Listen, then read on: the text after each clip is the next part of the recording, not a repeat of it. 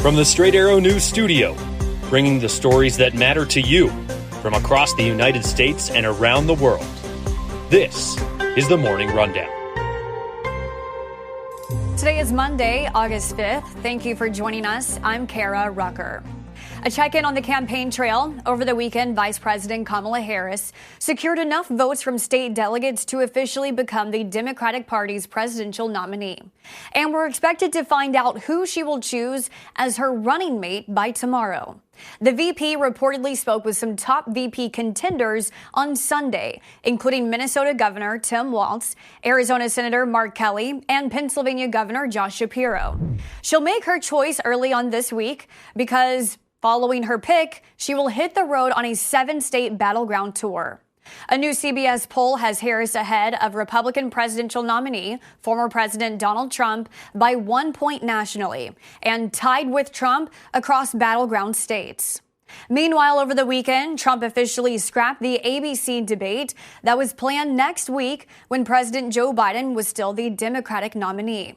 Trump says he's still willing to debate Harris, but wants a venue change, posing a new date with Fox News moderating. Trump is also in litigation with ABC News, so he says there's a conflict of interest in using that network. Harris's campaign has said Trump is afraid to debate and shot down his proposal of a venue and date change. So as of now, there's no real clarity on if we will see the two share a stage ahead of the November election. Hurricane Debbie is taking aim at Florida's Big Bend, with the center of the storm expected to make landfall later this morning. Debbie, which is as of now a Category 1 storm, is packing a punch with strong winds and the potential for record rainfall, leading to catastrophic flooding and dangerous storm surge. Already tens of thousands in Florida are without power. According to the National Hurricane Center, once it makes landfall, Debbie is expected to move slowly across northern Florida and southern Georgia. Adding the storm is likely to strengthen before it makes landfall, but it'll weaken as it moves inland. Debbie is the fourth named storm of the 2024 Atlantic hurricane season. Many questions remain after it was announced last week the U.S. had reached a plea agreement with the alleged mastermind of the 9/11 terror attacks and his co-conspirators that would have had them avoid the death penalty. But then that deal was quickly rescinded. Defense Secretary Lloyd Austin releasing a memo Friday night saying the decision should have been his to make and relieved the overseer in charge, bringing the case to a close of duty. Now, many Americans want to know how the original plea deal could have even been an option and what the president has to say about it. A White House National Security Council had previously said President Biden did not play a role in taking the death penalty off the table for the 3 alleged 9/11 masterminds. He also rejected a proposal last year that would also have spared them the death penalty.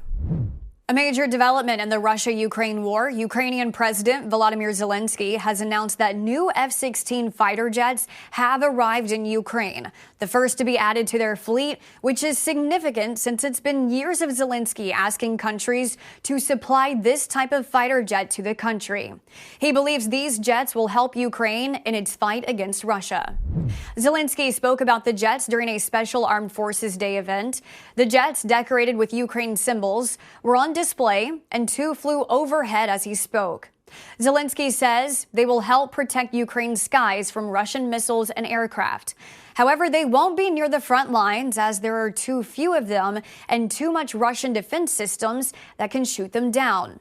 Zelensky mentioned that Ukraine is working with neighboring countries and NATO to find other ways to better defend against Russian missiles. He hopes this will lead to a coalition of Western countries working together against Russia. With the delivery of such high-power vessels, some have warned it could escalate tensions between Russia and the West. Ukraine has suggested it may store these F-16 fighter jets in other countries to protect them from being targeted if held in Ukraine. However, Russian President Vladimir Putin has already said Moscow would consider launching strikes at facilities in NATO countries if they host the F-16 fighter jets used by Ukraine. There's a lot of major international events playing out this morning. Chaotic protests have formed in the UK in what's being called the worst disorder seen in the country in years. The protest sparked over a false rumor spread online, claiming that an asylum seeker was responsible for a stabbing attack at a dance studio that left 3 young girls killed. As a result, rioters have targeted hotels used to house asylum seekers who are largely of Muslim faith coming from Middle Eastern countries. They have also targeted libraries, attacked a mosque, and damaged a statue of Winston Churchill. Hundreds of people have been arrested. And then in Bangladesh, just to the east of India, there's been at least 100 people killed during violent anti-government protests. Protesters are calling for the prime minister to resign. This latest wave of violence from over the weekend follows a month of turmoil in July that saw another 200 people killed when students protested job quotas. In response, the country is on a severe lockdown, a curfew, closed courts, schools, and universities. The prime minister even cutting off mobile internet and access to social media apps like Facebook and WhatsApp to, quote, prevent further violence and control the situation. Now to a major merger that might be coming to the snack aisle. The Wall Street Journal reporting candy giant Mars, known for its chocolates like M&M's and Snickers, is in advanced talks to acquire the snack company Kellanova. Kellanova, spun off from Kellogg last year, is behind brands like Pop-Tarts, Pringles, Cheez-Its, and Eggo waffles.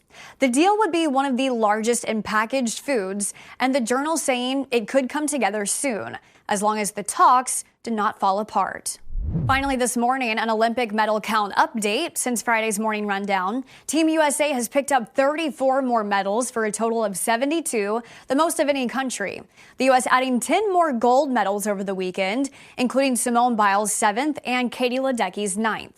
And on Sunday, the final night of swimming at the Paris Olympics, Team USA setting 2 world records. Bobby Fink winning the 1,500-meter freestyle with a record time of 14 minutes and 30.67 seconds.